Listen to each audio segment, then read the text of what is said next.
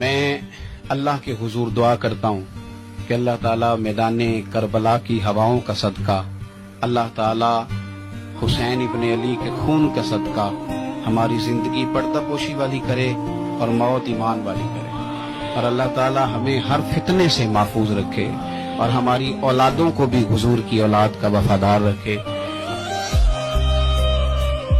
جن کے نانا نبی، جن کے باپا نے اس حسین ابن حیدر پہ لاکھوں سلام۔ امام زین العابدین ساری رات رویا کرتے تھے۔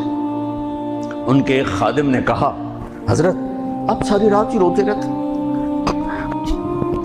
تو پھر رونے لگے، کہنے لگے میرے دوست، یعقوب علیہ السلام کا ایک فرزند گم ہوا تھا، یوسف، وہ بھی پھر مل گیا تھا۔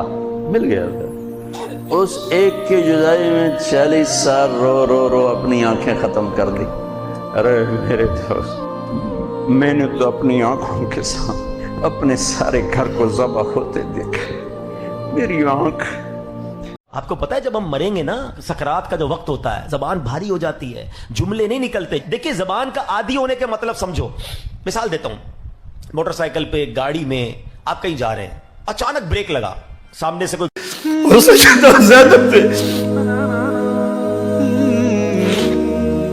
امام حسین رضی اللہ تعالیٰ عنہ کی لاش پہ کھڑے ہو کے، اور وہ روندی ہوئی لاش، ٹوٹی ہوئی ہڈیاں، اور وہ بڑا بدن، کٹا ہوا سر نیزے کی نوک پہ، اور لاش یہ پڑی ہے، تو حضرت سیدہ زینب نے مدینے کی طرف منہ کر کے جو ہے وہ حضور سے فریاد کی، رسول اللہ، اے پیارے آقا، یا جدہ ہو، اے ہمارے نانا محترم، یہ دیکھیے آپ کا حسین پڑا ہوا ہے۔